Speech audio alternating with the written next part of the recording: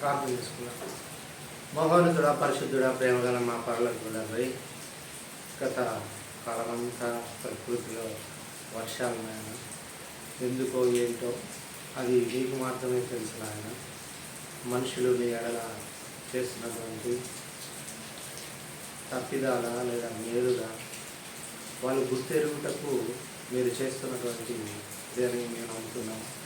వాతావరణం అంతా నాయన అటు విజయవాడ నుంచి మొదలు పెట్టుకొని ఇటు ఇప్పటి వరకు కూడా కురుస్తూనే ఉంది. అయినా సరే ఈరోజు పునరుత్థాన దినంగా పిలువబడుతున్నటువంటి ఆదివారం రోజున మీరందరూ చేరి మీ మాటలు వినే భాగ్యాన్ని మాకు కలిగించిన విధానాన్ని బట్టి ఉన్నాను నాయన. మరి ఈ ప్రాంతంలో చేసినటువంటి ఈ కార్యక్రమాన్ని ఒకసారి జ్ఞాపకం చేసుకోండి.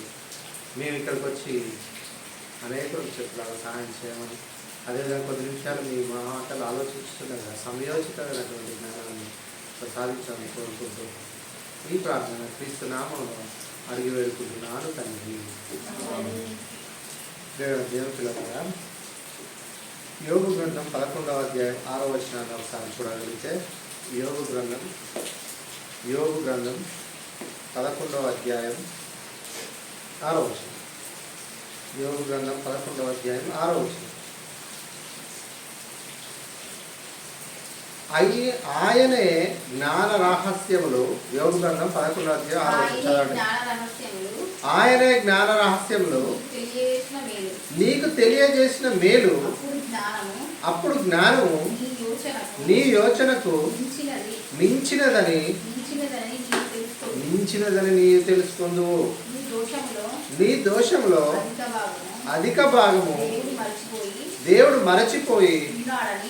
మరచిపోయి ఉన్నాడని తెలుసుకున్నాము. అట్లా కట్ చేయకుండా కంటిన్యూ కదా, ఎక్కడ కామ పులి స్టాప్ ఉన్నాయో దాన్ని చూసుకొని చదవాలి. అయినా సరే మరి మొదటిసారి కాబట్టి చాలా చక్కగా చదివిన సహాయం చేసినందుకు తెలియజేస్తూ, ఆయనే జ్ఞాన రహస్యమును నీకు తెలియజేసిన మేలు. ప్రభు అయిన యేసుక్రీస్తు ఏమై ఉన్నాడని బైబిల్ చెప్తుందంటే ఆయనే జ్ఞానమై ఉన్నాడు. ఈ ప్రపంచం అంతా కూడా జ్ఞానం నాలెడ్జ్, సైన్స్, శాస్త్రం, ఇంకా ఏదో గొప్ప అభివృద్ధి అని తిరుగుతూ ఉంటుంది. కానీ బైబిల్ ఏం చెప్తుందో తెలుసా? నీకు అవన్నీ నేను తెలియజేస్తాను. అదేంటి, వాళ్ళు ఎక్కడెక్కడో ఉండి జ్ఞాన రహస్యాలను కనుక్కుంటున్నట్టు, పరిశోధన చేస్తున్నట్టు మనకు అనిపిస్తుంది. వారి జీవితాలని దానికోసం పనంగా పెట్టినట్టు మనకు అనిపిస్తుంది. శాస్త్రవేత్తలు చూస్తే గడ్డాలు మీసాలు పెంచుకొని అని చూడగానే ఓ సైంటిస్ట్ అంటారు. అలాంటి కర్మ నీకు లేదు, అలాంటి బాధ నీకు లేదు, అలాంటి పని నీకు అవసరం లేదు. నేను తెలియజేస్తానంటున్నాడు. తెలియజేస్తాడు. ఖగోళ శాస్త్రమా, భూశాస్త్రమా, ఏ శాస్త్రం అయితే నీకు ఏం కావాలో చెప్పు, ఒక్కసారి చదువు. బైబిల్ చదివితే నీకు అర్థమవుతుంది ఏ శాస్త్రమైనా. మరి ఇంతటి జ్ఞానం బైబిల్లో ఉంటే మనోళ్ళు ఎందుకు చేయలేకపోతున్నారంటే దీని దగ్గరికి రాలేకపోతున్నారు. ఒకనాడు సోక్రటీస్ కానీ, ప్లేటో కానీ, అరిస్టాటిల్ కానీ వీళ్ళు వీళ్ళందరూ కూడా యూదుగా సంబంధించిన వాళ్ళందరూ కూడా శాస్త్రం అని జ్ఞానం కోసం పరిగెడుతున్నారు. కానీ మీరు దేనికోసమైతే పరిగెడుతున్నారో దాన్ని మేము బోధిస్తున్నామని ఆ రోజు అపోస్తలులు బోధించారు. మేము జ్ఞానాన్ని బోధిస్తూ ఉన్నాం అని వాళ్ళు చెప్తున్నారు. అంటే యేసుక్రీస్తే జ్ఞానం. ఎలా జ్ఞానం అయి ఉండదు? నువ్వు ఆయన గురించి, ఆయన మాటల గురించి ఆలోచిస్తే మనకు తెలుస్తుంది. ఆయన మాటల గురించి, ఆయన గురించి ఆలోచిస్తే మనశ్శాస్త్రానికి తెలియని ఒక సంగతి ఒక మాటలో చెప్పింది. ఏంటంటే, ఒక స్త్రీని మోహపు చూపుతో చూచు ప్రతివాడు అప్పుడే ఆమెతో వ్యభిచరించినట్టు. ఇది సైకాలజీకి తెలుసా? సైకాలజీ ఏం చేస్తుందంటే ప్రవర్తనల మీద అర్థం చేసుకొని ప్రవర్తన గురించి మాట్లాడుతుంది. కానీ ఇక్కడ మోహపు చూపే చూసేది. నువ్వు ఇదంతా చదవాలంటే ఎంఏ సైకాలజీ చేయాలా, పిహెచ్డి చేయాలా, ఇవన్నీ చేయాలి, అవసరం లేదు. బైబిల్ చెప్తుంది. నువ్వు బైబిల్ దగ్గరకు వచ్చి మోకరించి ప్రార్థించి జ్ఞానాన్ని నువ్వు అడిగితే దేవుడు ఏమిస్తానన్నాడో తెలుసా? నీకు కారు, బంగ్లా ఇవి తర్వాత సంగతి, కానీ దేవుడు మాత్రం నన్ను అడుగు, నీకు జ్ఞానాన్ని ఇస్తాను. అడుగుడి మీకు ఇవ్వబడును. ఏమి ఇవ్వబడును అంటే జ్ఞానం ఇవ్వబడును, నాలెడ్జ్. అందుకే ఈరోజు ఏమంటారంటే పవర్. ఏ పవరు? అది ఏ పవర్ అయినా సరే మన పవర్ కింద అది తక్కువే. మన పవర్ ఏంటంటే బైబిల్ జ్ఞానం. దేవుడు జ్ఞానం ఉండాలి. దేవుడి జ్ఞానంతో ఏ జ్ఞానాన్నైనా నువ్వు సరి చేయవచ్చు తెలుసా. దేవుడి జ్ఞానం తెలిస్తే ఈ లోక జ్ఞానం తెలియాల్సిన అవసరం లేదు. ఈ లోక జ్ఞానాన్ని నువ్వు మించిన జ్ఞానం నీకు తెలిసినప్పుడు ఖచ్చితంగా ఈ లోకంలో ఉన్న జ్ఞానం అది చాలా వెర్రితనం అన్నాడు ఒకటే మాట, ఫులిష్నెస్. ఎందుకంటే మరి అలా అనుకుంటారు ఈరోజు ఈ కరెంట్ కానీ ఈ డాక్టర్లు కానీ ఈ సైంటిస్టులు లేకపోతే ఇంత గొప్ప అభివృద్ధి చెందే వాళ్ళమా అని ప్రశ్నించవచ్చు. వాటన్నిటి అంతం మీరు చూడండి, చివరికి మనిషి గుండె కొట్టుకున్నంత వరకే అవి పనిచేయగలుగుతాయి. గుండె ఆగిపోతే పనిచేయగలుగుతాయి. ఏ శాస్త్రం కూడా పనిచేయదు. అందుకని అక్కడ ఏమంటున్నట్టే జ్ఞాన రహస్యాలు ఆయన నీకు తెలియజేసిన మేలు, అప్పుడు జ్ఞానము నీ యోచనకు మించిందని నీవు తెలుసుకుందు. ఒకవేళ నిజంగా జ్ఞానం తెలుసుకోవాలంటే ఏం తెలుసుకుంటావు చెప్పండి. సైంటిస్టులు అందరూ కూడా ఇప్పుడు ఈరోజు ఏమంటున్నారంటే మేము 10% మాకు తెలుసు, మిగతా 90% డార్క్లో ఉంది, దాని గురించి మాకు తెలియదు. చూసారా, 10% తెలిస్తేనే నువ్వు ఇంత వేషాలు వేస్తున్నావు, ఇంత దారుణంగా దేవుడి గురించి మాట్లాడుతున్నావు. ఈ మధ్య ఏమంటున్నారంటే ఏ టెక్నాలజీ వచ్చింది కాబట్టి ఇక దేవుడితో పని లేదంటున్నావు. కథ కాదు. ఇక్కడ చూడండి, నీకు తెలిసింది ఘోరంతా, తెలియాల్సింది కొండంత. దేవుడు అది నీకు తెలియజేస్తాడు. ఎలా తెలియజేస్తాడు? ఏదో నైట్ వచ్చి నీకు దర్శనం ద్వారానో లేదో వేరే వాళ్ళ ద్వారానో కాదు. నువ్వు బైబిల్ జ్ఞానాన్ని చదవాలి, బైబిల్ని నేర్చుకోవాలి, ఆలోచించాలి. అప్పుడు నీకు అర్థమవుతుంది. నీకు గురుత్వాకర్షణ శక్తి అర్థమవుతుందా? అండర్స్టాండింగ్ చేసుకుంటావు. ఇవన్నీ అండర్స్టాండింగ్ చేసుకుంటావు. కానీ యేసుక్రీస్తు ఏమన్నాడంటే బైబిల్ని మీరు అండర్స్టాండింగ్ చేసుకోవడం మాత్రమే కాదు నాయన మీకు కావాల్సింది. అండర్స్టాండింగ్ ఎవరైనా చేసుకుంటారు. ఇదే పుస్తకాన్ని ఒక వ్యక్తికి ఇచ్చి దీంట్లో ఉన్న విషయాలంతా చెప్పండి అంటే, లేదా చూడకుండా రాయమన్నా రాస్తాడు. నో, అది కాదు కావాల్సింది. బైబిల్ని అండర్స్టాండింగే కాదు మనకు కావాల్సింది, బైబిల్ని మనం లేదా దేవుణ్ణి లేదా యేసుక్రీస్తుని మరియు పరిశుద్ధాత్మని మనం ఏం చేయాలంటే నాట్ ఓన్లీ అండర్స్టాండింగ్, మరి ఏం కావాలంటే విశ్వసించాలి. అది ఎప్పటి వల్ల కాదు. అందుకనే మనం ఎందుకు ఎదగలేకపోతున్నాం అంటే మనకు విశ్వాసం లేదు. అందుకని ఒక మాట, విశ్వాసం గురించి దేంతో పోల్చిండు చెప్పు? విశ్వాసాన్ని ఏ గింజతో పోల్చిందో చెప్పు బాబు? ఆవగింజంత. నీకు ఆవగింజంత విశ్వాసం ఉంటే చాలు, ఈ కొండ పెకిలింపబడి ఆ సముద్రంలో పడవేయబడు. ఈ కంపలి చెట్టు పెకిలింపబడి, అంటే ఆవగింజంత విశ్వాసం ఉంటే చాలు. కానీ సైంటిస్టులకు కానీ సైంటిస్టులకు కానీ డాక్టర్లు కానీ ఇంజనీర్లు కానీ కలెక్టర్లు కానీ లేనిది ఏంటంటే విశ్వాసం. మనకున్నది ఏంటంటే విశ్వాసం. నీకు ఈ విశ్వాసం ఉంటే మొత్తం అర్థమవుతుంది. నువ్వు ఆ శాస్త్రాలన్నీ చదువుకోవాలంటే నీకు అండర్స్టాండింగ్ కావాలా, పరిశోధన కావాలి. కాదు, బైబిల్ ఏం చెప్తుందంటే నీకు విశ్వాసం ఉంటే చాలు. విశ్వాసం చాలు. దేవుడు దాని గురించి ఎక్కువ చెప్పింది. అందుకని ఇక్కడ ఏమంటున్నంటే మరి బైబిల్ చదవడం వల్ల ఏం జరుగుతుందట? నీ దోషంలో, రెండవ భాగం చదవము, అదే 11వ, నీ దోషంలో అధిక భాగము దేవుడు, నీ దోషములో అధిక భాగం. నువ్వు ఎన్ని తప్పులు చేశావు? దేవుడి గురించి తెలుసుకున్నప్పుడు తప్పులు చేసినటువంటి పరిస్థితి, దేవుడి గురించి తెలుసుకున్నా తప్పులు చేసే పరిస్థితి. అందుకని నీ తప్పులన్నీ, నీ దోషములన్నీ అధిక భాగము మర్చిపోవాల్సింది ఎవరంటే కోర్టు కాదు, పోలీస్ స్టేషన్లు కాదు, న్యాయవాదులు కాదు, లేదా క్షమించే ఇతరులు కాదు. నీ దోషములు నువ్వు తెలియక చేసినా తెలిసి చేసినా ఈ దోషములన్నీ అధిక భాగము మరిచిపోవాల్సింది ఎవరంటే పోవాల్సినటువంటి ఆయన ఎవరంటే దేవుడు. ఎందుకు ఆయన మర్చిపోవాలనుకుంటున్నాడో తెలుసా? మన దోషములే ఆయనకి మనకి అడ్డుగోడగా ఉన్నాయట. మన దోషములు, మనం చేసే దోషాలు, మనం చేసే పాపాలు ఇంకా మనకి దేవుడి దగ్గరికి పోవడానికి ఇవి అడ్డుగా ఉన్నాయట. ఇప్పుడు మనం ఎన్నో దాటుకుంటూ వచ్చాం. అదే మనం ఈ ఊరు నుంచి వేరే ఊరికి వెళ్ళడానికి పెద్ద నీళ్ళ ప్రవాహం వచ్చిందనుకో, వెళ్ళగలుగుతామా? వెళ్ళలేము. అది అడ్డు. అది తగ్గిపోయినాకనే మనం పోగలుగుతాం. అట్లనే మన దోషాలు అడ్డుగా ప్రవాహాలాగా ప్రవహిస్తున్నాయి. ఇవి ఎప్పుడు పోతాయి? అయినా కూడా ప్రవాహంగా ప్రవహిస్తున్నా, సముద్రంలాగా ప్రవహిస్తున్నా నీ దోషాలు, నీ పాపాలు, నీ తప్పులు అన్నీ కూడా ఆయన మర్చిపోతా అంటుంది. ఎందుకు మర్చిపోతా అంటుంది తెలుసా? ఎప్పుడు మర్చిపోతా అంటుందో తెలుసా? చదవండి అక్కడ. నీ దోషంలో అధిక భాగము దేవుడు మరచిపోయి ఉన్నాడని తెలుసుకోము. ఎప్పుడు మర్చిపోతాడు? నువ్వు బైబిల్ చదివితే మర్చిపోతాడు. ఎక్కడైనా ఉందా ఈ థియరీ? బైబిల్ చదివితే ఎందుకు మర్చిపోతారంటే, బైబిల్ చదువుతుంటే ప్రతి విషయం మనకు అర్థమవుతూ ఉంటే, దేవుడికి దగ్గర అవుతుంటే, దేవుడి యొక్క ఆశ ఏంటంటే నేను పవిత్రుడిని, నన్ను నమ్మిన వాళ్ళు కూడా పవిత్రంగా ఉండాలనేది ఆయన ఆశ, ఆయన కోరిక. జగత్ పునాది మొదలుకొని మనల్ని, ఇదంతా మనకు తెలుసు. ఎఫెసీల పత్రిక చూస్తాం, నేను పవిత్రుడండి, నేను పవిత్రుడు. మరి ఈ పవిత్రత ఎట్లా వస్తుంది? బైబిల్ చదవగానే సరిపోతుందా అనుకోవచ్చు చాలామంది. నిజంగా ముందు నువ్వు చదువు, నీకు అర్థమవుతుంది. ఆ తర్వాత నువ్వు పనిలోకి వెళ్ళిపోతావు. నువ్వు ముందుగానే చదవకుండా నువ్వు పనిలోకి వెళ్ళిపోతావు, ఏం చేస్తావు? ఏమి చేయలేవు. అందుకనే మోకరించి బైబిల్ చదివి విశ్వాసంతో చదవాలి. ఆది యందు దేవుడు భూమాకాశాన్ని సృజించాడు. దీని గురించి చెప్పమన్నాడు శాస్త్రవేత్తలు, ఎవడు ఏం చెప్పలేదు. అదేంటి ఆది యందు దేవుడు భూమాకాశాన్ని ఎలా సృజించాడు? వాడికి అర్థం కాదు. నువ్వు విశ్వసిస్తే నీకు అర్థం కాదు. వాడు అర్థం చేసుకోవాలంటే అండర్స్టాండింగ్ అంటాడు. వాడికి అండర్స్టాండింగ్, నీకు మాత్రం ఫేక్. మనకు ఉండాల్సింది ఫేక్. అలా ఉండాలంటే మనం చాలా చదవాలి.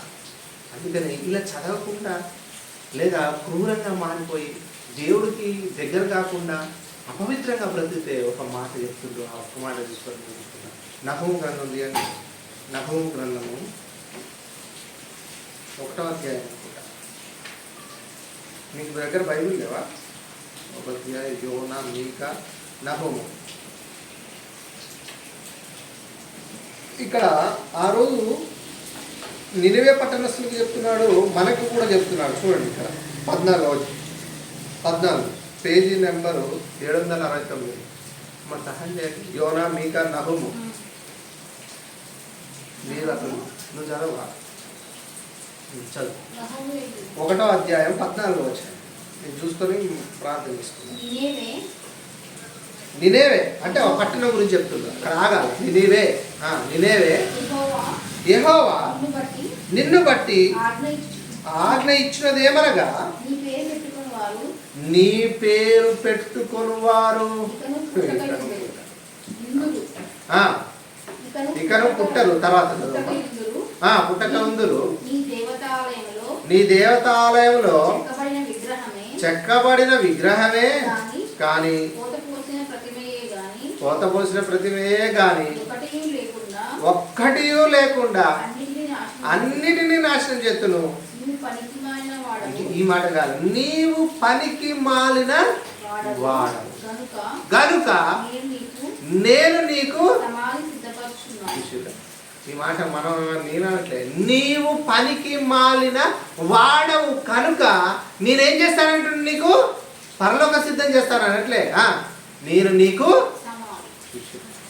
ఎందుకు ఇలా దేవుడు ఇంత కోపంగా, ఇంత ఉక్రోషంగా తయారైపోయి అలా ఎందుకు వాళ్ళ మీద కోపం అంటే, అక్కడ వాళ్ళు చేయరాని కార్యం చేశారు.